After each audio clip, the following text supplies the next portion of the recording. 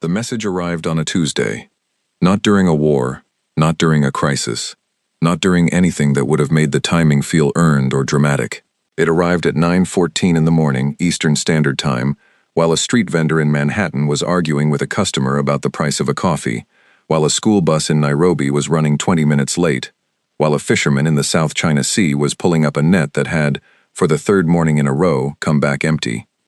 The message arrived on every screen on Earth simultaneously. Every phone, every television, every billboard, every laptop left open on a kitchen table with a half-eaten bowl of cereal going soggy beside it. Every screen in every hospital room, every cockpit, every submarine control panel, every gas station pump with a little TV mounted on top that nobody ever watched. All of them, at once. The image was simple. 11 figures standing in a curved row against a background that was the color of deep space. Not the romantic deep space of human imagination, not the purple and gold of a telescope photograph, but the actual color of the void between stars, which is a black so complete it makes the human eye feel like it has stopped working. 11 figures, 11 species, 11 sets of eyes or eye equivalents looking out from every screen on the planet with an expression that, across 11 different biologies, managed to communicate the same thing. We have already decided. The one who spoke was tall. The species was called the Foreve, though humanity would not learn that name for another 6 minutes, when the translation algorithms finished processing the audio and the subtitles appeared. The Foreve was tall and narrow, with a face that was almost human in its arrangement. 2 eyes, a mouth, something that might have been a nose, but wrong in every proportion, stretched and pale and very still. It wore something that was not quite a uniform and not quite a robe, and was both at the same time. It stood at the center of the 11 figures the way a sentence stands around its period. It spoke for 4 minutes and 37 seconds. The translation was clean. Whoever had built the signal had built the translation into it, had assumed, correctly, that humanity would need it, had perhaps even tested it beforehand against intercepted human communications, had done their homework in a way that suggested this was not the first time they had done this. The message said, in plain and simple terms, "You are not alone. You have never been alone. The Galactic Council has been aware of your species for 114 of your years. In that time you have been observed, catalogued, and evaluated. The evaluation is complete. The conclusion is as follows. Earth and its human population represent a Class 4 biological hazard, an unregulated military accumulation, and an unacceptable long-term risk to the stability of the settled galaxy. The Galactic Council, in accordance with its charter and its mandate for galactic security, hereby issues the following terms. Humanity will dismantle all military infrastructure above a civilian defense threshold, to be defined by the Council. Humanity will surrender all weapons of mass destruction for supervised disposal. Humanity will accept a Council-appointed administrative body to govern matters of interstellar significance. Humanity will, from this point forward, operate as a protected member world under Council authority. You have 72 hours to begin compliance." The signal ended. Every screen on Earth went back to whatever it had been showing before. The street vendor in Manhattan stood holding a paper cup of coffee with both hands. The school bus in Nairobi had stopped entirely. The driver was staring at the small television mounted above the dashboard. The fisherman in the South China Sea sat in the bottom of his boat and looked at the sky for a very long time. The United Nations Emergency Assembly convened in 4 hours. This was, by UN standards, nearly instantaneous, a fact that said more about the morning than any speech could. The chamber was full in a way it had never been full before. Every seat taken, every delegation present, people standing along the walls who were not supposed to be standing along the walls. The air had the specific quality of a room where everyone is trying to appear calmer than they are, and no one is succeeding. The Secretary General opened the session and then stepped back, because the person who was meant to speak next was not someone who needed an introduction. Director Lina Adisa walked to the podium. She was 53 years old. She was the director of the UN Office for Existential Risk, a department that had existed for 11 years, that most governments had funded reluctantly and referenced almost never, that had produced 47 reports in its existence, none of which had been classified as urgent until this morning, all of which were now being reread very quickly by very pale-faced people in very important offices. She was not a tall woman. She was not a dramatic woman. She had short gray hair and glasses she didn't technically need anymore but had never gotten around to not wearing, and she carried a single folder of paper documents in one hand because she had learned, over 30 years of working in rooms where things went wrong, that screens failed at the worst possible moments. She set the folder on the podium. She looked at the room. She said, "We've all seen the message. I'm not going to summarize it. What I'm going to do is tell you what I think it means, and then I'm going to tell you what I think we should do, and then I'm going to ask for questions, and I want the questions to be good ones because we don't have time for the other kind." The room was quiet. "The Galactic Council," she said, "has presented this as an offer. It is not an offer. An offer can be declined. This is a reclassification. They are telling us what we are: a hazard, a risk, a problem to be managed, and they are giving us the chance to agree with their assessment before they demonstrate it. The 72 hours is not a negotiation window. It is a courtesy interval." A delegate from one of the permanent member states raised his hand. She looked at him. "Not yet." He put his hand down. "I want to talk about the language," she said. "Protected member world. Not member world, protected member world. I want everyone in this room to sit with that phrase for a moment. Protected. From what? By whom? Under what terms? At what cost?" She paused. The word protected, in the context of a more powerful entity addressing a less powerful one, has historically meant one of two things.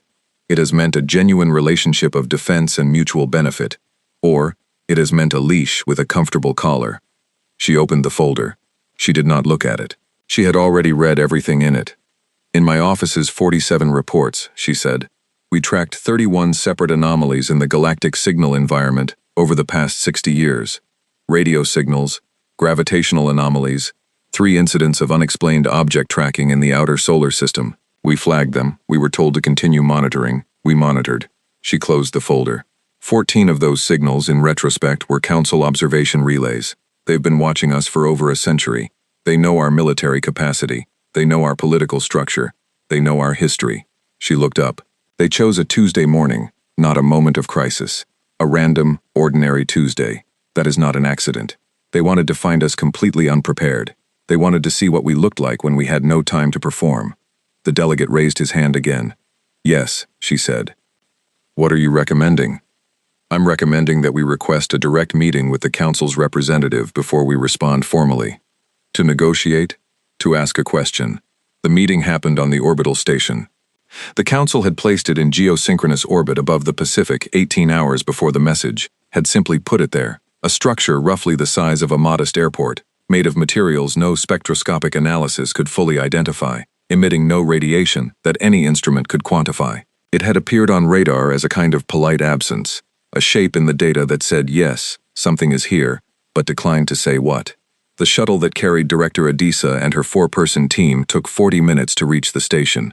They were met at the docking port by something that was not quite a door and not quite an airlock and functioned perfectly as both. The atmosphere inside was breathable. This too had been considered in advance.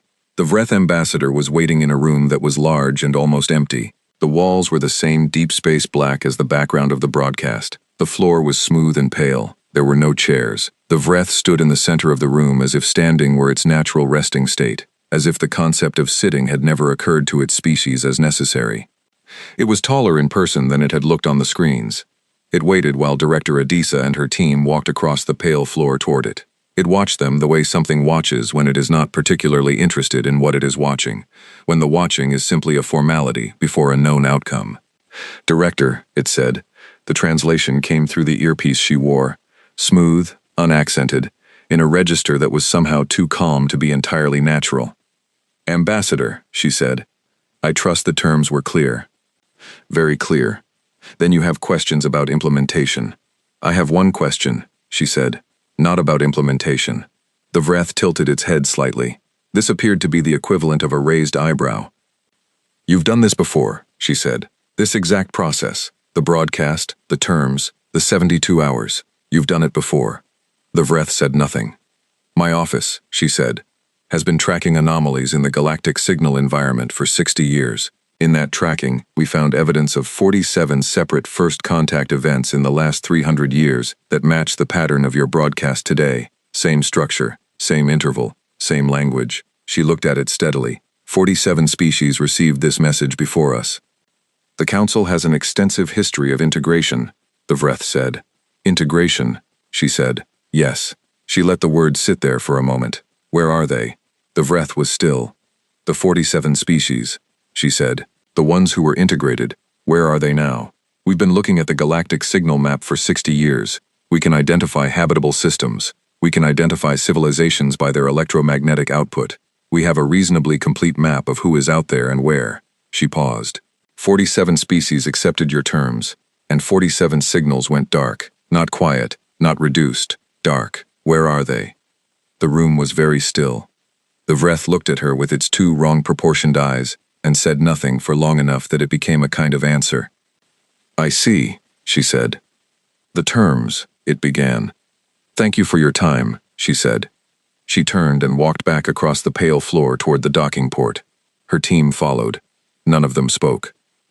Behind them, the Vreth ambassador stood in the center of the empty room and watched them go, with an expression that its species did not have a word for, because its species had never needed one before. The shuttle landed at 3:47 in the afternoon. Director Adisa walked from the landing pad to the secure communications room in the basement of the UN complex without stopping, and without speaking to the 17 people who tried to speak to her on the way. She sat down at the communications console. She looked at the display showing the status of Earth's global network. She picked up the handset. She said 4 words to the person on the other end. The 4 words were, "Begin the dark protocol." Over the next 90 minutes, Earth went quiet. Not panicked, not chaotic. Quiet, in the specific and deliberate way that something goes quiet when it has decided to stop being heard. Satellite communications began routing through underground fiber. Radar installations pivoted away from the sky and toward the ground. The atmospheric emission signatures that any Council sensor array would use to track human military activity began, very slowly, to drop. Not because the military activity was stopping, because it was going underground, going dark, going into channels and frequencies and physical spaces that had been prepared, quietly, over years, on the recommendation of 47 reports that no one had thought were urgent. The Council's ships above the moon watched Earth go quiet, and concluded what they had always concluded when species went quiet. They were afraid. They were preparing to comply. The clock ran, 68 hours remaining. 60, 50. Earth said nothing. Earth did nothing visible. Above the Pacific, in the orbital station, the Vreth ambassador stood at a viewport and watched the planet below. He had done this 31 times in his career, stood in a station above a frightened world, and watched the clock count down. He had never had to wait out the full 72 hours. They always moved before then. They always chose the collar. He watched the blue and white planet turning slowly below him. He was not thinking about Director Adisa's question. He told himself he was not thinking about it. He stood at the viewport and watched the world go dark. The Council's sensor array was the finest instrument of its kind in the settled galaxy. It could detect the heat signature of a single ground vehicle from low orbit.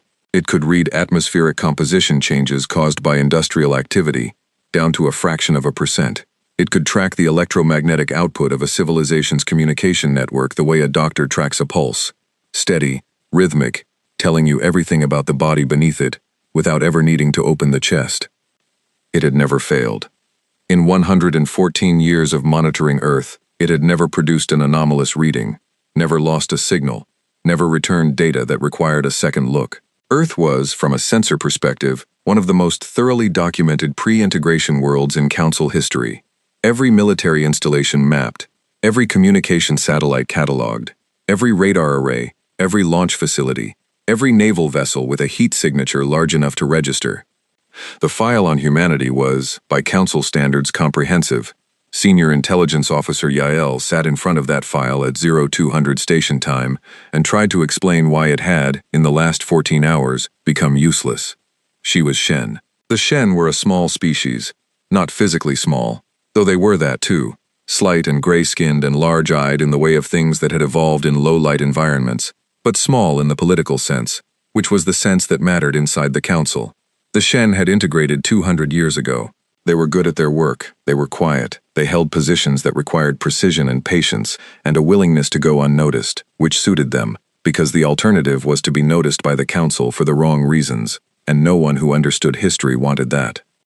Yael had been an intelligence analyst for 19 years. She had processed integration files for 11 species. She had watched the clock run on 9 of them personally. She had never filed an anomalous report. She was filing one now. The problem was not that Earth's signals had gone hostile. The problem was not that Earth's signals had spiked or shifted or changed in a way that suggested military mobilization. The problem was that Earth's signals had become very, very quiet. Not silent. Silent would have been easy to explain. A full blackout, a deliberate shutdown, something a sensor array could point to and say, "There, that is the thing that happened." This was not silence. This was something more careful than silence. This was a city that had, over 14 hours, turned its lights down one at a time, so slowly that you would not notice any single light going out, only realize at some point that the room was darker than it had been, and you could not say when the change had started. She had flagged it. She had run the numbers again. She had run them a third time with different parameters, because 3 was the number after which you either accepted what the data was telling you, or you stopped being an analyst and started being something else. The data said, Earth's detectable military output had dropped by 31% in 14 hours. The data did not say where it had gone. She pulled up the historical file, looked at the other 47 integrations, looked for a comparable pattern. There was no comparable pattern. When other species received the Council's message, their detectable output went one of 2 ways. It spiked, communications overloading, military assets moving visibly, the electromagnetic signature of a civilization in panic, loud and bright and readable from orbit, or it dropped toward zero, a full shutdown, a surrender posture, a world lying flat. Both patterns were familiar. Both patterns were in the file. A slow, deliberate, partial reduction, 31% over 14 hours, distributed evenly across all signal types, with no corresponding spike in any frequency and no visible military movement, was not in the file. She wrote her report. She flagged it Priority 1 and sent it to the Chamber of Assessors. Then she sat back in her chair and looked at the sensor display and felt something she did not have a clean word for in her own language and settled for the human one, which she had learned from the files. Unease. The Chamber of Assessors convened at 0600. There were 7 of them, 5 Vreth, 1 Marek, the tall gray-feathered species from the inner systems who held the Council's senior military advisory position, and 1 Heth, a 4-limbed species whose role on the Council was largely ceremonial, but who attended every meeting and said very little, and had been doing so for so long that their silence had become a kind of institutional furniture. Yael presented her report in 9 minutes. She used the sensor data. She showed the graphs. She was precise and she was clear, and she did not editorialize, because editorializing in front of the chamber was something that analysts did once. When she finished, the senior Vreth assessor, whose name translated roughly as first voice, looked at the display for a moment, and then looked at her. "Your interpretation," he said. "The reduction is deliberate," she said. "It is too evenly distributed to be accidental. A random shutdown would show irregular patterns, some arrays going dark completely, others staying up. This is a controlled reduction. Someone on Earth decided to reduce their detectable signature by a specific percentage and implemented it across all signal types simultaneously. To what end?" "I don't know," she said. "That's what concerns me." First Voice considered this. He had the specific stillness of someone who has heard a great many alarming things and learned, over time, not to be alarmed by them. "The most probable interpretation," he said, "is a compliance posture. They are shutting down military systems in preparation for surrendering them. The reduction is consistent with a decommissioning process." "The reduction is inconsistent with a decommissioning process," she said, carefully. "Decommissioning produces waste heat, physical movement, transport signatures. We see none of those. The systems are not being shut down, they are being hidden." Silence in the chamber. "Hidden," First Voice said. "Or rather," she said, "moved out of the range of what our sensors are calibrated to detect, which is not the same thing as hidden. It is more specific than hidden. It suggests they know what our sensors are looking for. It suggests they have known for some time." The Marek advisor, who had not spoken, made a sound that was not quite a word in any language Yael knew, but communicated something in the register of, "That is an interesting problem." First Voice looked at the sensor display. The species is pre-unified. Their intelligence infrastructure is fragmented. They have no galactic communication access. They could not know the specifications of our sensor array. "They have been studying our observation relays for 60 years, Yael said. "We placed 14 relay stations in their system over that period. Standard stealth configuration." She pulled up a secondary display. "Our stealth configuration has not been updated in 80 years. because no observed species has ever demonstrated the capability to detect it. The humans detected it, not all 14, but 6 of the 14 show evidence of focused electromagnetic study, targeted scans, repeated passes, the kind of attention you pay to something when you are trying to understand how it works. The chamber was very quiet. They reverse-engineered our observation relays, she said. Or they tried to. I don't know how much they succeeded. But they were not passive under observation. They were studying us while we were studying them. First voice was still for a long moment. This does not change the fundamental assessment, he said. Their military capacity is a fraction of the fleet's. Their technology is significantly below integration threshold. A signal anomaly is not a threat. No, she said. It is not a threat. She paused. It is a question, she said, and I would like to know the answer before the clock runs out. First voice looked at her in the way that senior officials look at junior ones when the junior one has said something correct at a time that is inconvenient. Continue monitoring, he said. She went back to her console. She continued monitoring. On Earth, 48 hours remained on the clock. In a mountain facility in Central Asia that appeared on no public map and produced no detectable emissions above background geological noise, 312 people were working in 12-hour shifts on a problem that had been theoretical until 6 days ago. The problem was this: the Council's Galactic communication network, the relay system that connected every Council ship, every Council station, every Council world, ran on a carrier frequency that humanity had been listening to for 40 years, not understanding, not decoding.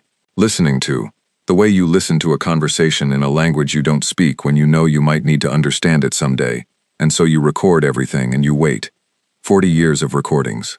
The team in the mountain facility had not been assembled 6 days ago. They had been assembled 11 years ago, when Director Adisa had written the first of her 47 reports, and included in it a section that her superiors had read and quietly set aside. A section that said, in plain language, if there is anyone out there, and they are more powerful than us, then the only advantage we will ever have is the advantage of having studied them before they knew we were studying back. The team had a name internally. The name was not dramatic. The name was the kind of name that a group of exhausted, underfunded researchers give themselves when they have been working on a problem for over a decade, and humor has become a survival mechanism. They called themselves the listeners. What the listeners had, after 40 years of recorded council transmissions and 11 years of funded analysis, was not a weapon. It was a map.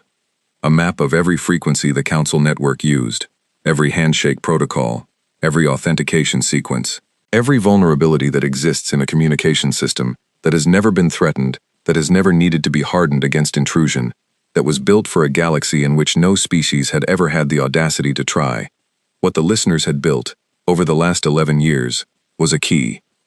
Not a key to break the system, a key to enter it quietly, to sit inside it without making noise, to wait until the right moment, and then, from inside, to change specific things in specific ways that the system would not recognize as intrusion, because the intrusion would look, from the inside, exactly like normal traffic. The team lead, a small, sleep-deprived woman named Dr. Osei, who had the specific energy of someone who has been right about something for a very long time without being able to prove it, stood in front of a display showing the Council Network's signal map and said to no one in particular, "We need 30 more hours." Her deputy said, "We have 48. "Then we're fine," she said. She sat down. She picked up her coffee. It was cold. She drank it anyway. "We're absolutely fine." 22 hours before the deadline, the Vreth ambassador filed his first report back to the Council homeworld. The report said, Earth is quiet. Compliance posture is consistent with previous integrations. No anomalous military activity detected. Recommend maintaining current position and awaiting formal surrender communication within the final 12 hours of the interval. He sent the report from the viewport room where he had been spending most of his time. He had not stopped thinking about the question. Where are they? He told himself it didn't matter. The director of Earth's Risk Assessment Office had asked a pointed question and received silence and drawn conclusions, and none of that changed the fundamental reality, which was that Earth had no fleet, no allies, no galactic presence, no leverage. They were a Class 4 hazard on a single planet with a moon. The question was the kind of question that intelligent beings asked when they had no other options. A last attempt at moral weight before the practical reality closed in. He had seen it before. Not those words, but that tone. the tone of something that knows what is coming and chooses defiance as the more dignified posture.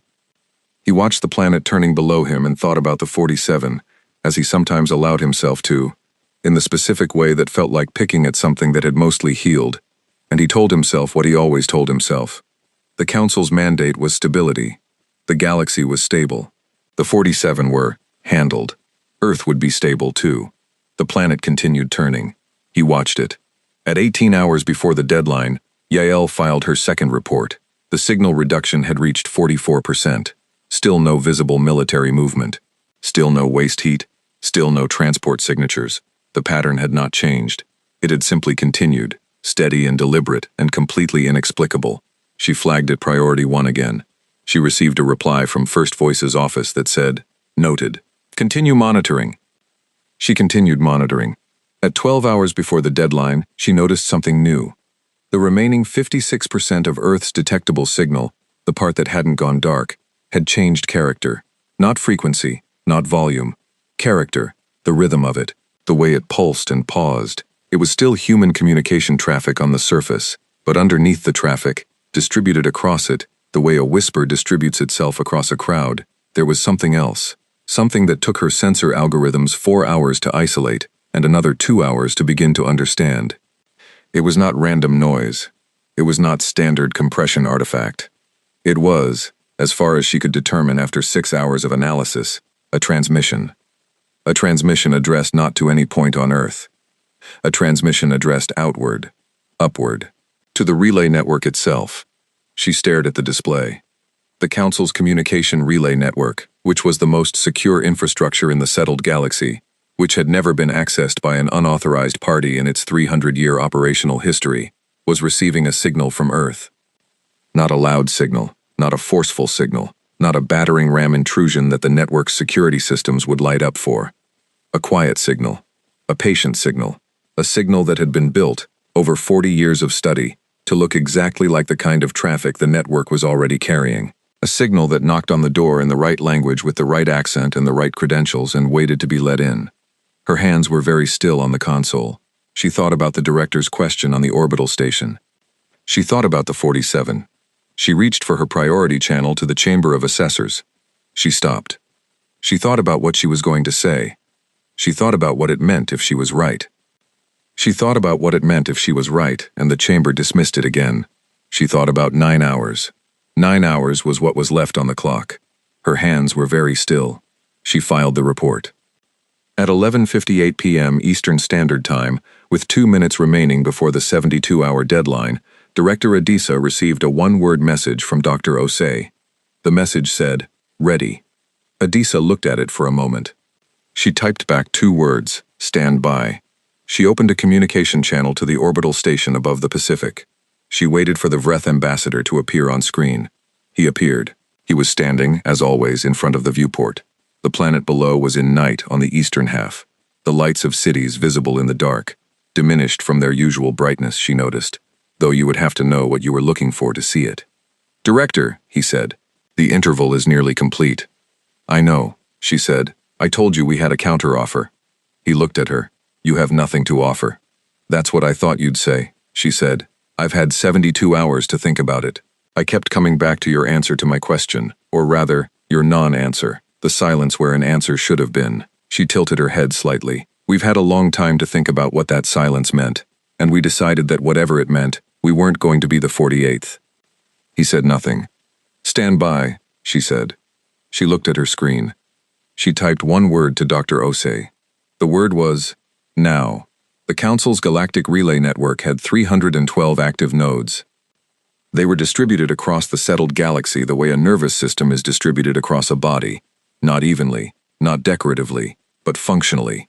Each node placed where it needed to be to carry the signal from one part of the whole to another, without interruption, without delay, without the kind of gap that would allow something to go unheard. It had worked this way for 300 years. In the 11 seconds following Director Adisa's single word, it stopped working this way entirely.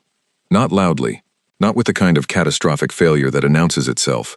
No explosions, no cascading error messages, no alarm systems screaming across the network in the digital equivalent of a building on fire. It stopped the way a heart stops when the electrical signal that tells it to beat simply ceases to arrive. Quietly, completely, with a finality that took a moment to understand, because the silence it left behind was so total that the sensors monitoring the network required several seconds to confirm that the absence they were detecting was real, and not an instrument error. The 12 Council warships above the moon went dark. One by one, in the span of those 11 seconds, every system aboard each ship that was connected to the Galactic network, which was every weapons system, every navigation system, every long-range communication system, every targeting array, every propulsion override, received a small, polite, perfectly authenticated instruction from what appeared to be a routine network maintenance protocol. The instruction said, in the network's own language, using the network's own credentials, formatted in the network's own syntax, go to standby. The ships went to standby. Life support stayed on.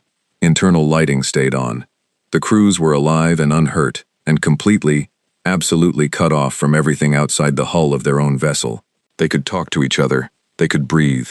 They could look out their viewports at the moon hanging gray and still in the dark, and at the blue planet below it, and understand, in the specific way that soldiers understand things when the weapons in their hands stop responding, that something had gone very wrong. Aboard the orbital station above the Pacific, every console on the command deck went dark simultaneously. The Vreth ambassador was still on the communication screen when it happened. He was there, and then the screen was black, and for 3 seconds the communication room was lit only by the emergency lighting strips along the floor, which were on a separate independent power system that the network did not touch, because someone had thought about which lights needed to stay on when everything else went out. Director Adisa watched the screen go dark. She let out a long, slow breath. Across the hall, someone said something that was not appropriate for a formal diplomatic communication log, and she did not correct them, because she had been thinking the same thing. Yael's console did not go dark. The console she worked from was hardwired into the station's independent sensor array, which ran on a separate power loop from the network-connected systems, which meant that when the network went to standby, she was sitting in a room full of dark screens, with one lit screen in front of her showing her exactly what had happened, in real time, in complete detail, because the sensors were still recording even if nothing else was working. She watched the 12 warships go dark above the moon. She watched the station's command systems go offline. She watched the network map, the 312 nodes she had spent 19 years working alongside, go from green to gray, one node at a time, rippling outward from the Earth system the way a stone's impact ripples outward from the point of contact, reaching the inner relay stations in 4 seconds, the mid-range nodes in 7, the outer network in 11. 11 seconds.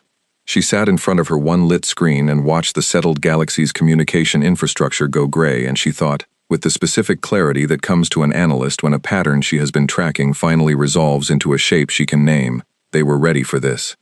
Not ready as in prepared for the possibility. Ready as in built for this specific outcome. The virus, if that was the right word for it, and she was not sure it was, because it had entered the network not as an attack but as a guest, had sat inside the infrastructure, not as a destructive agent, but as a waiting instruction, patient and invisible, and perfectly formatted, had not been built in 72 hours. You could not build something like this in 72 hours. You could not build something like this in 72 months. This had been built over years.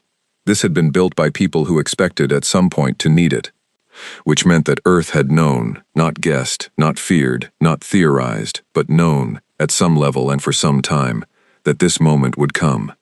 She thought about the observation relays, the 6 that showed evidence of focused electromagnetic study, the 40 years of recorded council transmissions, the analyst in her, the part that had spent 19 years looking at data until patterns emerged, assembled the pieces in the order they had been laid down, and understood what she was looking at.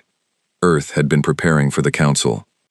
Before the council had formally revealed itself, before the message, before the 72 hours, before the ultimatum and the terms and the orbital station appearing above the Pacific, like a polite announcement of the end of human independence.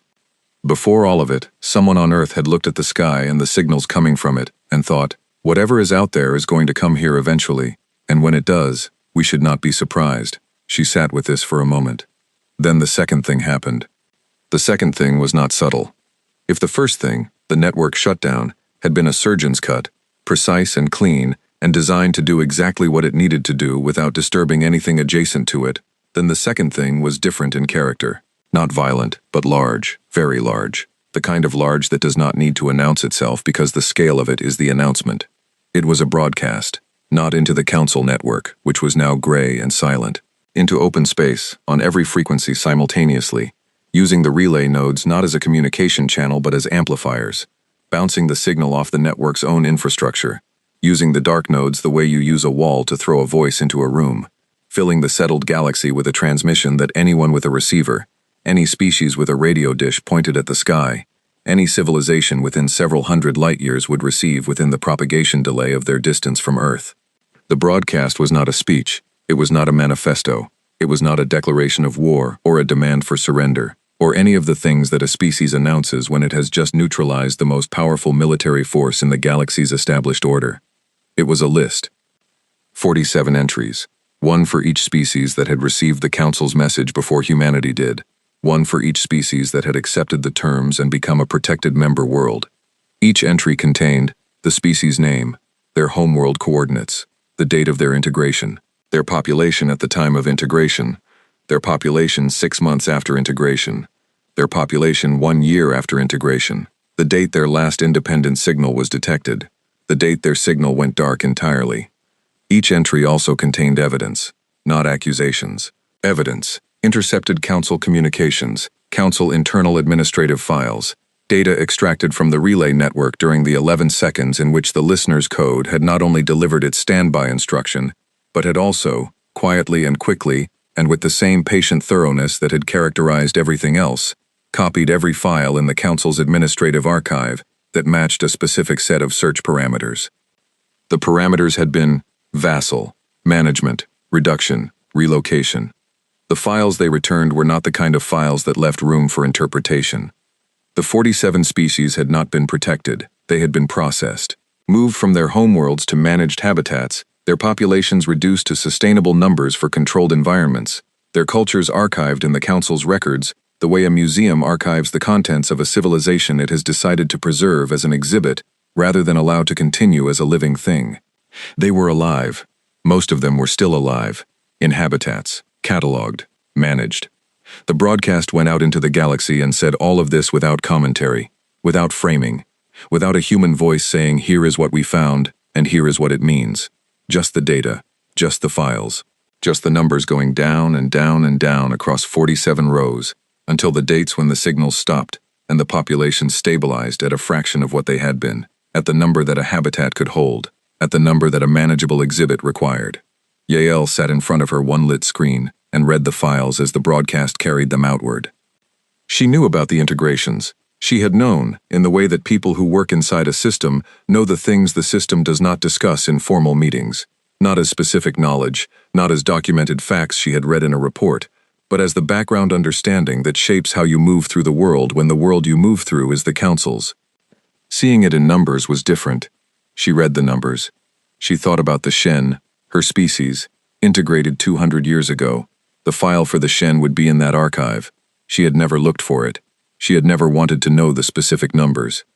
She thought about what it meant that she had spent her entire career working for the entity that had produced those numbers, and she had told herself, for 19 years, that stability had a cost, and the Council's cost was reasonable.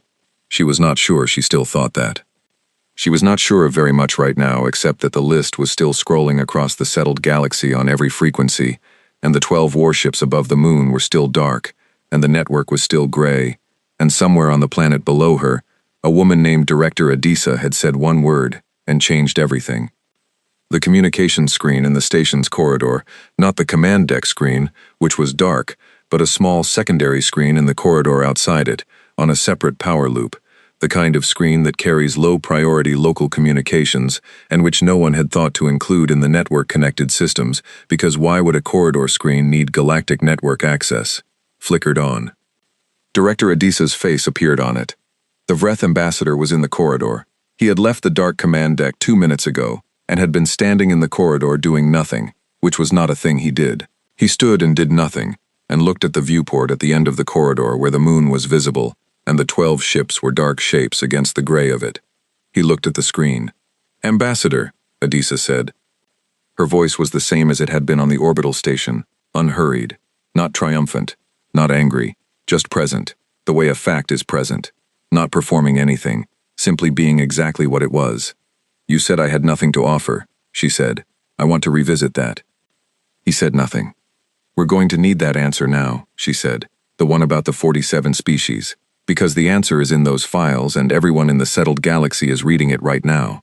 But I would like to hear you say it." The corridor was very quiet. He looked at her on the small screen, and she looked at him from wherever she was on the planet below, from some room in some building that he had never seen and would now probably never see, and between them was the silence where his answer had always been, and she waited in it without impatience, without urgency, with the specific quality of someone who already knows what the silence means and is simply giving it the space to become what it is. "The terms," he said finally, and his voice came out wrong, too thin, not what he intended, "still stand." "Ambassador," she said. He stopped. "Look out your viewport." He turned. He looked at the 12 dark ships. He looked at them for a long time. "We have a counteroffer," Adisa said. "It has two parts. The first part is this. You release the 47 species from their managed habitats, you restore their homeworlds to the degree that is still possible, and you provide the Council's full administrative archive to an independent body to be determined. That is non-negotiable, and it is not a discussion point." He was still looking at the ships. "The second part," she said, "is this. We don't do to you what you did to them. Your ships are not destroyed. Your crews are not harmed. Your homeworlds are not threatened. The network shutdown is reversible. Everything we have done tonight is reversible if the Council chooses to sit down and have a conversation that is actually a conversation, which is to say, a conversation in which both parties have the option of saying no." He turned back to the screen. "You neutralized our fleet," he said. "We made your fleet temporarily inconvenient," she said. "There's a difference. We know the difference. We wanted you to know we know it." He looked at her. She looked at him. "Why?" he said, and it came out less like a question and more like something that had been sitting in his chest for the last 11 seconds and had finally worked its way out.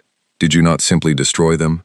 If you had access to the network, if you built this capability, you could have destroyed every ship above this planet, and we could not have stopped you." "Yes," she said. "Then why?" "Because we didn't want to destroy your ships," she said. "We wanted to demonstrate that we could. There is a significant difference between those two things, and the difference is the entire point." He was quiet. "We've been watching you for 60 years, she said. "We watched how you made the offer to the 47. We watched what happened after they accepted. And we decided that if the same offer came to us, we would not accept it, and we would not fight it in the way you expected us to fight it. Because you had prepared for both of those responses. You had not prepared for this one." "What is this one?" he said. She looked at him for a moment. "A third option," she said. The small screen in the corridor held her face in the emergency lighting's pale glow, and the ambassador stood in the corridor of his darkened station, above a planet that had just done something no planet in 300 years of Council history had done, and he thought about 47 species, and he thought about the question she had asked him on this same station 3 days ago, and he thought about the silence that had been his answer, and he understood, standing in the corridor with the dark ships visible through the viewport, and the galaxy reading the files her broadcast had sent outward on every frequency, that the silence had cost him something. He was not sure yet what. He was not sure yet how much. "I will need to contact the Council," he said. "Of course," she said. "We'll restore network access to your communication systems in approximately 10 minutes. We've left a few things offline a little longer." She paused. "We wanted to make sure the broadcast had time to reach everyone who should hear it, before the Council had the opportunity to issue a counter-narrative." He stared at her. "You planned that," he said. "We planned most of it," she said. "The rest we figured out as we went." She said it the way someone says something that is true and slightly embarrassing and so simple it should not need saying, and he stood in the corridor and looked at the dark ships and the gray moon and the blue planet below it, and understood that he was standing in a moment that the galaxy would remember, that this corridor and this screen and this conversation were the hinge on which something very large was in the process of turning. He did not know yet what it was turning toward, but he was beginning to understand what it was turning away from. On the other side of the small screen, Director Adisa said, "We'll be in touch, Ambassador." The screen went dark. He stood in the corridor alone. Outside the viewport, The moon was exactly where it had always been, gray and still and indifferent. The 12 ships hung in the dark above it, silent, waiting for a network that would return to them shortly, carrying them back into a galaxy that was, at this exact moment, reading a list and understanding something about itself that it had not known this morning. He stood in the corridor and thought about the 47. He thought about the answer he had never given. He thought that the answer, when it finally arrived, was going to be the most expensive thing the Council had ever said. The network came back online at 12:31 a.m. Eastern Standard Time. Not all of it. 83% of it. The nodes that stayed gray were the ones closest to the 47 managed habitats, the administrative relay stations that carried the management protocols, the habitat monitoring systems, the population control infrastructure that the files in the broadcast had described in the kind of bureaucratic language that was somehow worse than any language of violence could have been. Those nodes stayed offline because Director Adisa had made a specific decision about which switches to leave dark, and that decision was the ones that ran the cages. The ambassador contacted the Council homeworld within 4 minutes of the network returning. The conversation lasted 2 hours and 11 minutes. Yael did not have access to the audio. She had access to the metadata, the duration, the signal strength, the number of distinct voices on the Council end, which was 7, which meant the full senior chamber was present, which meant the conversation was not a briefing, it was an emergency session. She sat at her console and watched the metadata and filed a third report noting the network restoration parameters and the specific nodes that remained offline and the fact that the broadcast, as of 1 hour after transmission, had been confirmed received by at least 31 independent civilizations outside Council space, a number that was still climbing as the signal propagated outward and species further from Earth's system reached out on their own frequencies to acknowledge receipt. 31 civilizations, none of them Council members. All of them, as far as her files indicated, either uncontacted by the Council or contacted and declined integration and been left alone because their military capacity had been assessed as sufficient to make integration costly, which was its own kind of information about how the Council made its decisions. She filed the report. She waited. The 2-hour and 11-minute conversation ended. Nothing happened for 6 hours. She stayed at her console. She ate something from a package that she had stopped tasting approximately 16 hours ago. She drank water. She watched the network and the sensor array and the 12 ships above the moon, which had come back online in terms of life support and internal systems, but whose weapons and navigation remained in the standby state the listener's code had put them in, because humanity had restored 83% of the network and not 100%, and the 12 ships were in the 17. At 9:14 a.m., exactly 24 hours after the original broadcast, a symmetry that she did not think was accidental on Earth's part, Director Adisa issued a formal statement. The statement said that humanity was prepared to begin negotiations on the release of the 47 species and the restructuring of Council authority, pending the Council's formal acknowledgement of the broadcast contents and a commitment to good faith dialogue. It said that the 12 ships above the moon would be restored to full operational status upon the Council's formal response. It said that humanity had no territorial ambitions and no interest in the dissolution of the Council as a governing body, only in the Council's governance, operating within principles of consent. Consent. The word sat in the middle of the statement like a stone in a stream. Yael read it twice. Then she went back to watching the network. At 3 p.m., the Council homeworld signal changed. She noticed it because she had been watching the network with the specific attention of someone who has learned, in the last 48 hours, that the things worth noticing are the small things, the quiet things, the changes that do not announce themselves. The Council homeworld signal did not spike, it did not broadcast, it simply reduced by about 15% in the first hour, then another 12% in the second hour. She had seen this pattern before. Her hands went very still on the console. She had seen this pattern on Earth 40 hours ago, and she had written a report about it and been told to continue monitoring, and she had continued monitoring, and 3 hours later, Earth had rewritten the network from the inside. This was not Earth. This was the Council homeworld. She opened a new report document. She wrote, "Anomalous signal reduction detected on primary Council homeworld relay. Pattern consistent with deliberate controlled reduction across all signal types. Recommend immediate." She stopped. She thought about who she was recommending action to. The Chamber of Assessors was on the Council homeworld. First Voice was on the Council homeworld. The entire Senior Council administrative structure was on the Council homeworld. She sent the report anyway.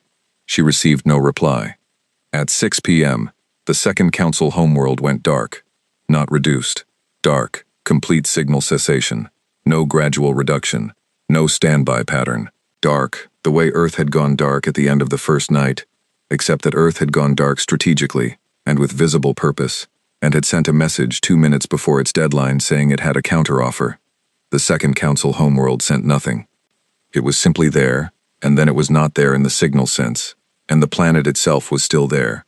The sensor array could confirm mass and albedo and atmospheric composition. The planet had not gone anywhere physically, but everything that made it a civilization, every electromagnetic trace of the 300 million beings who lived on its surface, was gone. At 6:47 p.m., the third homeworld went dark. At 7:12 p.m., the fourth. Yael sat at her console and watched them go, and filed reports that no one was responding to, and felt something that was not unease anymore. Unease was what you felt when you did not know what was happening. This was something else. This was the feeling of watching something happen that you could see clearly and still could not explain, that you could document in precise detail and still could not understand, that was entering your sensor data in clean numbers and clean timestamps and making no sense in any framework you had available. At 9 p.m., all 11 council homeworlds were dark. 300 billion beings. Gone.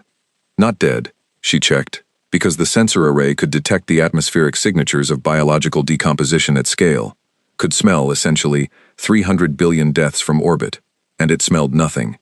The atmospheres were unchanged, the surface temperatures were unchanged, the cities were still there in the infrared, their thermal signatures consistent with empty structures in ambient temperature, not with the catastrophic heat of violence or the specific cold of long abandonment. The structures were empty. The people were gone. 300 billion people had left 11 planets between 3 o'clock p.m. and 9 p.m., and the sensor array, which could detect a single ground vehicle's heat signature from low orbit, had not recorded a single departure. The galaxy broke open 3 hours later. Not metaphorically. In the communication sense, the network, which had been running at reduced capacity with humanity's hand on the throttle, suddenly filled with traffic, the way a river fills when a dam upstream gives way, except that a river filling is usually one kind of water, and this was 31 independent civilizations, all transmitting simultaneously, in 31 different languages, at volumes that the translation algorithms could not process in real time, and had to queue. The queue took 4 hours to clear. What it contained, when it cleared, was panic, questions, demands, requests for information, requests for confirmation, requests for someone to please explain what had just happened to the 11 most powerful political entities in the settled galaxy. There was also, from 6 of the 31 civilizations, something that was not panic, something that was closer to the sound a very tightly held breath makes when it is finally released. Yael read those 6 transmissions separately, slowly, because they were the ones that told her something the others didn't. The 6 civilizations that were not panicking were the ones that had been contacted by the Council at some point in the last 300 years, and had declined integration, and had been waiting, since that decline, for the Council to eventually decide that their military capacity was no longer sufficient to make integration costly. They had been living, for years or decades or in 2 cases centuries, with the knowledge that the Council would come back. The Council was not coming back. They didn't know yet whether that was good, but they were breathing. She filed a report documenting the 31 responses and flagged the 6 separately, and noted their historical relationship with the Council, and what that relationship implied about the nature of the relief they were expressing. The report went to the Chamber of Assessors. The Chamber of Assessors was not there anymore. The report went into a queue that had no one at the other end of it, and Yael sat at her console in the orbital station above the Pacific and understood, for the first time in 19 years, that she did not have a job anymore. Not because she had been dismissed, because the entity she worked for had, between 3 p.m. and 9 p.m., ceased to exist as a functioning body. She did not know what to do with this. She sat with it. Outside the viewport, the moon was where it always was, and the 12 dark ships were where they had been for 48 hours, and the blue planet below was lit on the western half, its city lights visible in the dark, undimmed now. The deliberate reduction of the last 3 days lifted, Earth broadcasting itself at full brightness into the night, like something that has decided it is done being quiet. She looked at it. She thought about the list, the 47 species in their managed habitats.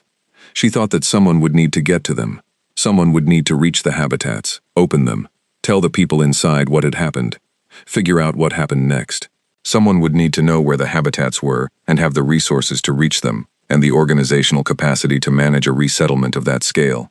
She thought about who, in the settled galaxy as it currently existed, had all three of those things. She looked at the blue planet. She pulled up a communication channel on the secondary screen. The small corridor screen was not the only independent system on the station, just the most visible one, and she opened a channel to Earth's UN emergency communication address, which she had memorized from the network traffic of the last 3 days. She sat for a moment with her hands over the console. She thought about 19 years. She typed, "This is Senior Intelligence Officer Yael of the Council's Analytical Division. I have complete access to the Council's administrative archive, including the habitat locations for all 47 integrated species. I also have some information about the Council's internal discussions in the hours before the homeworlds went dark that I think you should see. I am not sure who I work for at this point. I am not sure anyone is. I would like to speak with Director Adisa if she is available." She sent it. She waited. 11 minutes later, the screen lit up. Director Adisa looked as she had looked in every communication Yael had observed over the last 3 days. Present, unhurried, carrying nothing on her face that was not meant to be there. She was wearing the same jacket she had been wearing in the orbital station meeting, which suggested she had not gone home, which suggested she had been in the same building for at least 3 days, which was the kind of detail that Yael's analyst mind filed automatically. "Officer Yael," Adisa said. "Director," Yael said. A pause. "You have the habitat locations," Adisa said. "All 47, and the administrative codes to open them. The Council used a centralized key system, single authentication for all habitat management. I have the authentication." Adisa looked at her, not the way the Council's chamber had looked at her when she filed anomalous reports, not with the specific quality of attention that means your information is being received and your presence is being tolerated, with the other kind, the kind that meant, you are the information. "Where do you want to start?" Adisa said. Yael thought about it. "The oldest one," she said. "The first species they integrated, 300 years ago. I want to start there." Adisa nodded once. "Send me the coordinates." Yael sent them. "Officer Yael," Adisa said. "Yes. Are you all right?" It was not the question Yael had expected. She had expected logistics, resource requests, security protocols.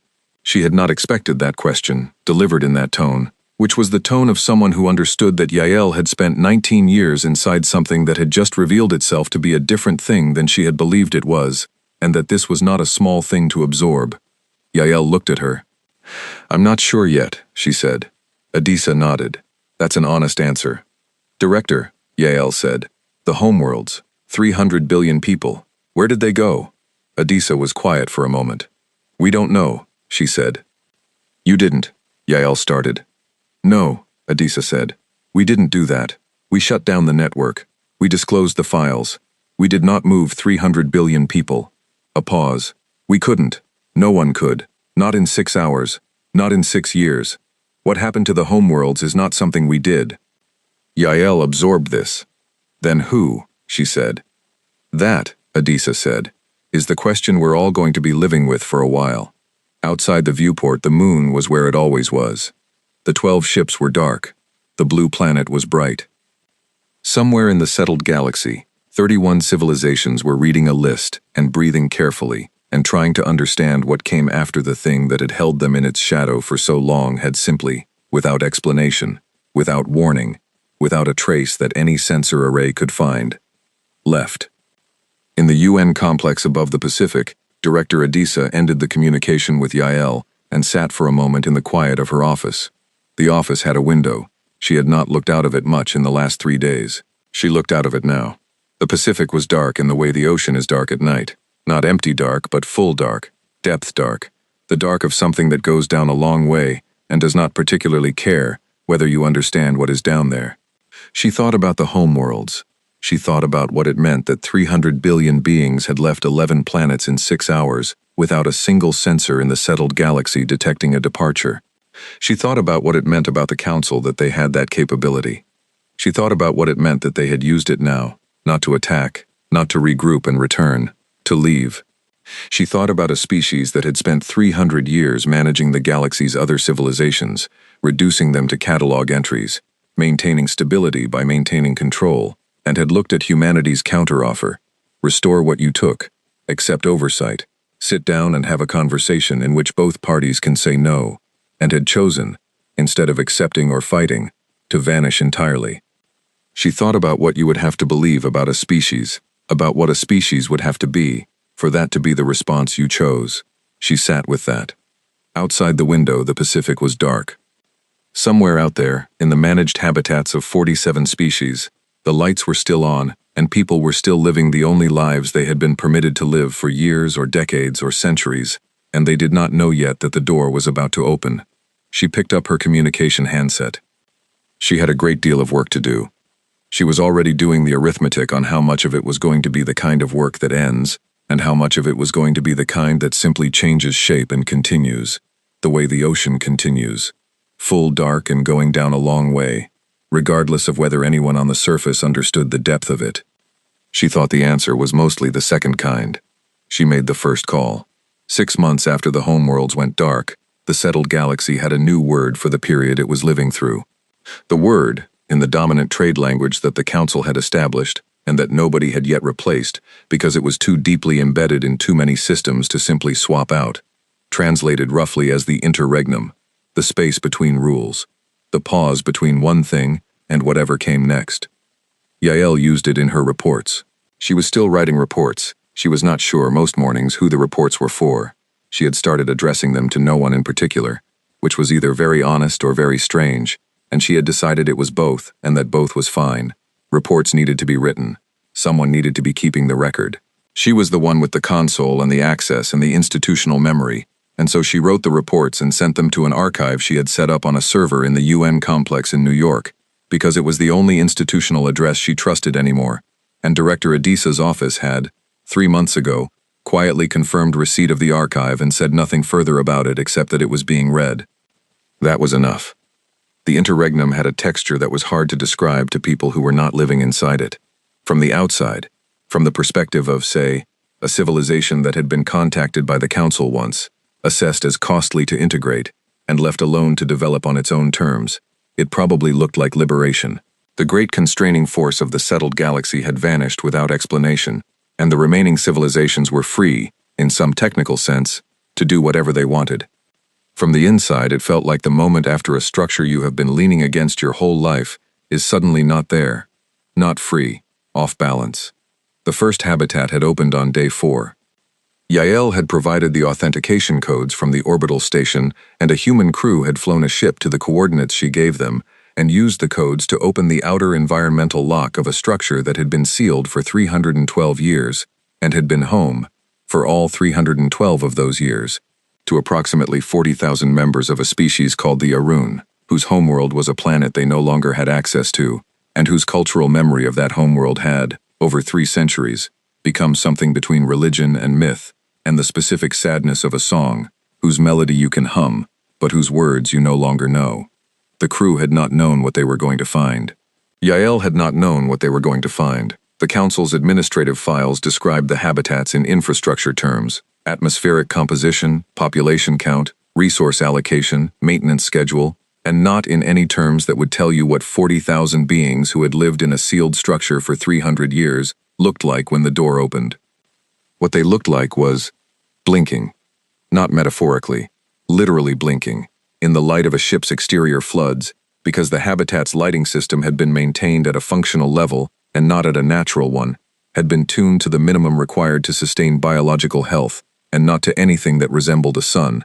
And the first thing the Arun did when the outer lock opened and the ship's lights came in was shield their eyes, all 40,000 of them in some distributed ripple of response that moved through the population like a wave, and then slowly, one at a time and then in groups and then all at once. They lowered their hands and they looked. The crew member who filed the incident report, a young man from Lagos whose name was Emeka and who had volunteered for this particular mission because he had read about the Arun in the broadcast files and had not been able to sleep properly since, wrote in his report that he did not have adequate language for what it looked like when 40,000 beings, who had lived in a box for 3 centuries, looked at an open door for the first time. He wrote, "They looked at it the way you look at something you stopped believing in." He wrote, and then they walked through it. Yael read the report in her console on the orbital station and felt something she did not try to name, because some things are large enough that naming them makes them smaller, and she had learned in the last 6 months that it was better, sometimes, to just let the large things be large. By the end of the first month, 23 habitats were open. By the end of the third month, all 47. The populations were alive. Most were in better physical health than the files had suggested they should be, which was either evidence of good council maintenance or evidence that the files had understated the population's resilience, and Yael suspected it was both in different proportions for different species. The harder question was not whether they were alive, it was what they were going back to. Homeworlds that had been empty for decades or centuries, ecosystems that had recovered, in some cases, to a state that no longer resembled what the species remembered, cultures that existed in the memory of the oldest generation and the mythology of everyone younger, languages that were intact but whose literature and music and visual art existed only in the Council's archive, which humanity had copied in full during the 11-second window, and which Yael had helped organize and was now helping to return. It was not a small task. It was not a fast task. It was the kind of task that had no completion date, only a direction, and the direction was back toward what was taken, at whatever speed the taking allowed. Humanity organized it. Not because humanity had been asked to, not because humanity had declared itself the galaxy's new administrator, had stepped into the Council's position and announced a new era of human-led galactic governance. None of that had happened. Director Adisa had been very specific, in the public statements and the private ones, about what humanity was and was not doing. What humanity was doing was being the only species in the settled galaxy with a functioning military, a functioning government, a functioning communication network, and 3 decades of institutional preparation for exactly this kind of large-scale, multi-species, logistically nightmarish recovery operation. The 47 reports had not just been about how to survive a council contact. They had been about what came after, in the event that the contact was survived, what you did when the galaxy needed rebuilding, and you were the species left standing with the tools. Adisa had written that section herself, 22 pages, in the 31st report, which had been the one her superiors had almost defunded entirely, because it assumed a set of circumstances that seemed, at the time of writing, so improbable as to be indistinguishable from fantasy. She had kept it in the report anyway. Yael moved to Earth in the 3rd month. Not permanently. She told herself not permanently. She moved her work console and her personal files to a small office in the UN complex in New York that Adisa's staff had cleared out for her, and she set up her archive server and her sensor access relay, and she continued writing her reports in the same format she had always used, because format was the thing that stayed stable when everything else was in motion. New York was loud in a way that nothing in her previous life had been loud. Not aggressive loud, alive loud. The sound of a city that had looked at the sky 3 days after the most terrifying message in human history, and then looked back down and continued. Not because it was ignoring what had happened, but because continuing was the thing it knew how to do, had always known how to do, and the message from the sky had not changed that. She walked to the UN complex every morning from the small apartment she was borrowing from a colleague of Adisa's who was currently on a habitat mission in the outer systems. The walk was 20 minutes. She used it to observe. What she observed was, humanity was not celebrating. This surprised her. She had expected, based on the historical files of species that had faced external threats and survived them, some period of collective euphoria, some cultural moment of we did it, some translation of the event into the kind of story that a species tells about itself in the aftermath of something large. The kind of story that has a clear shape. Here was the threat, here was the darkness, here is the dawn. Humanity was not telling that story. Or rather, it was telling it, in some places, in some media, in the kind of popular content that rose quickly after significant events, and captured a moment before the moment had fully resolved. But the people she passed on her 20-minute walk every morning were not walking like people in a story about triumph. They were walking like people who had survived something and were not sure what the surviving meant yet. She had spent 19 years inside the Council's institutional culture, and had learned, in that time, to read the difference between a species that had won and was secure, and a species that had won and was thinking about what winning meant in the long term. The Council had always been the former. They had stopped asking the question so long ago that they had forgotten it was a question. Humanity was very much the latter. She wrote a report about it. She noted that the psychological response of the human population in the 6 months following the interregnum's beginning was consistent with a species that understood, at some distributed collective level, that the end of the council was not the end of something. It was the beginning of something, and the beginning had a weight to it that was not the weight of triumph. She sent the report to the archive. She continued walking to work every morning. She found the fragment in the 5th month. She was not looking for it. She was organizing the council's administrative archive, the copy the listeners had pulled in 11 seconds, which was several petabytes of council records spanning 300 years of operation, and she was building a taxonomy for the habitat records when she encountered a subdirectory that her organizational system had flagged as anomalous because it did not match any of the standard council file categories. The directory was labeled, in the council's administrative language, with a word that translated as assessments, not the standard integration assessment files, which were in a different directory and which she had already cataloged, a different kind of assessment. She opened it. There were entries for 49 species. 47 of them were the integrated species. Their entries were familiar: population counts, management protocols, archive references. She scrolled past them. The 48th entry was for a species she did not recognize from the integration files. The entry was short. The species had been contacted, assessed, and the assessment had concluded with a recommendation for non-integration, which was the council's term for leave them alone. The reason given was, projected resistance cost exceeds projected strategic value. She filed it as a case of a species whose military capacity had made integration expensive enough to defer. The 49th entry was for Earth. She opened it. It was longer than the others, much longer. 300 pages of assessment data, updated continuously over 114 years of observation, with the most recent additions dated 6 days before the broadcast. Someone, in the last days before the ultimatum, had been adding to the file. She read it. Most of it was standard: military capacity analysis, political structure assessment, technological level evaluation, the same framework they used for every species. Earth was rated higher than most on military adaptability, higher than most on technological acceleration rate, within normal range on political stability. The anomalies were at the end, a section that was not part of the standard assessment framework, a section that appeared to have been added, based on the timestamp, by a single author.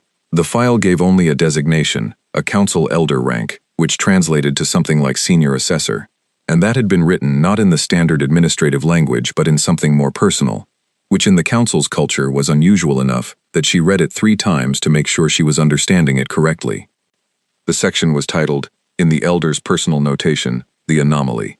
It said, in 114 years of observation, the subject species has demonstrated behavioral patterns that do not map to any category in the Council's threat assessment framework. The framework was built on the observed behavior of 412 species over 3 centuries, and contains as its foundational assumption the following: that any species capable of sensing an external threat will respond to that threat through one of 2 behavioral strategies: resistance, in which the species mobilizes available resources to oppose the threat directly, or accommodation, in which the species restructures its behavior to reduce the threat's incentive to act. Every species in the framework behaves in one of these 2 ways. Sometimes a species attempts both in sequence, beginning with resistance and transitioning to accommodation when resistance proves insufficient, or beginning with accommodation and transitioning to resistance when accommodation proves insufficient. But the behavioral range is consistent: resistance and accommodation. The 2 responses. The subject species has, in 114 years of observation, demonstrated a 3rd behavioral pattern that the framework does not contain. The subject species studies, not as a precursor to resistance, not as a precursor to accommodation, as an independent activity, sustained over decades, with no clear endpoint and no clear trigger for transition to action. The subject species has been aware of our observation for at least 60 of the 114 years, and has not, in that time, either attempted to destroy our observation infrastructure or attempted to communicate with it. It has studied it. It has recorded our signals. It has analyzed our technical specifications.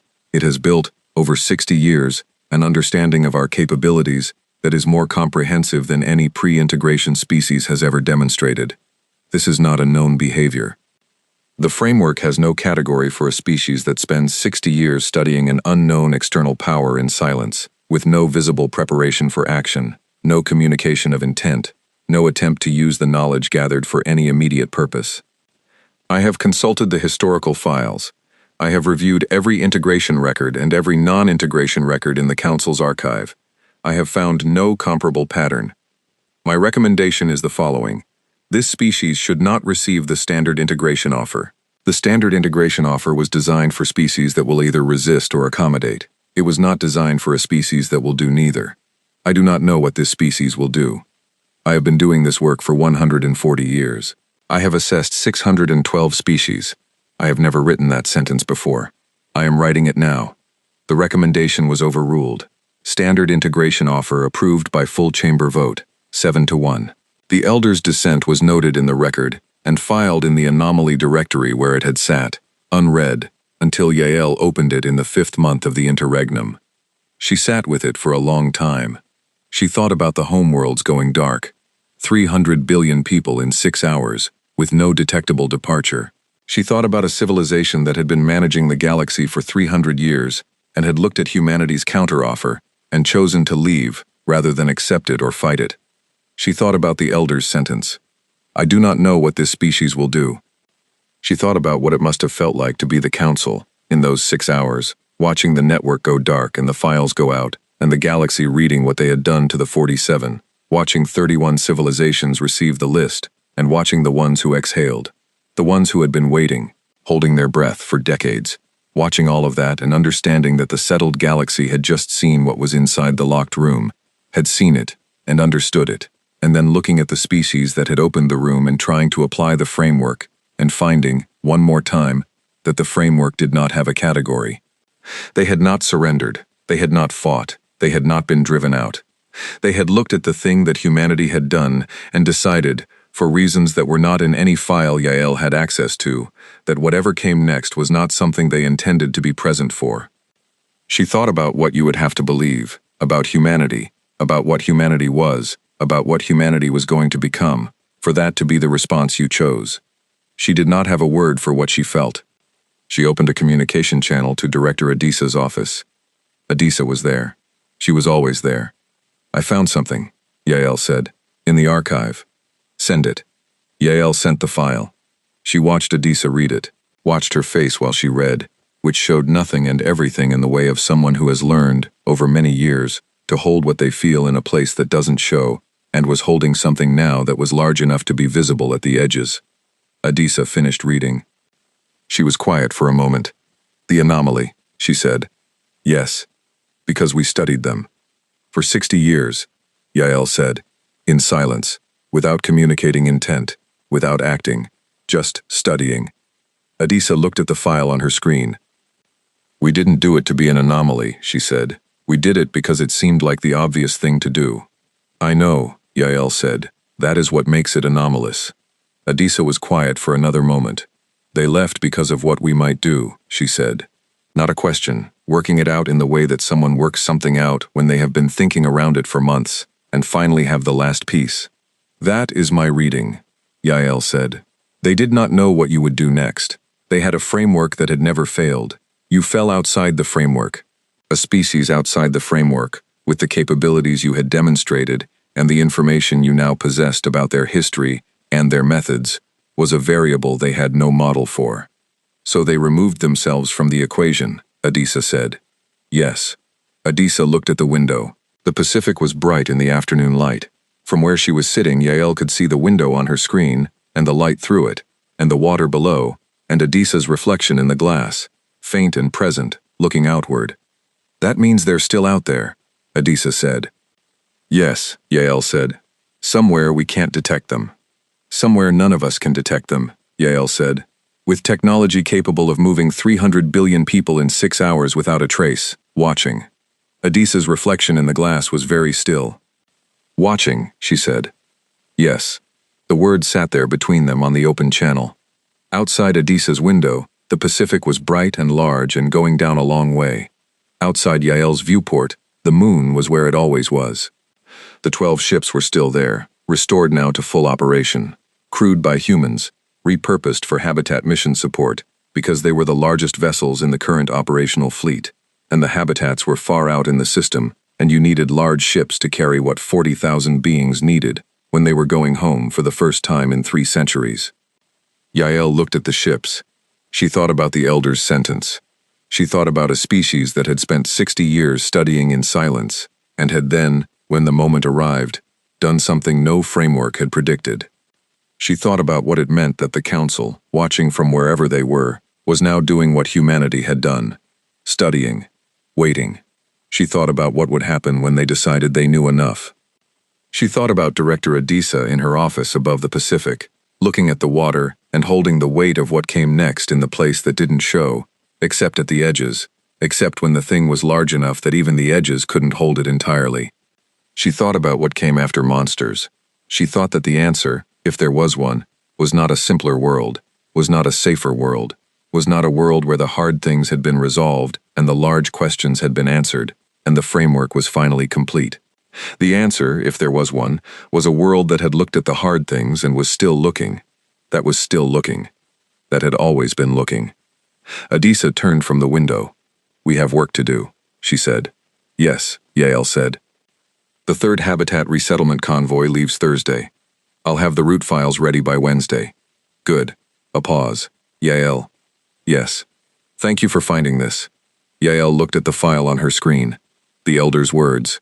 300 pages of assessment and one sentence that the full chamber had voted away because it was inconvenient, and one sentence was not a reason to change a process that had worked 47 times.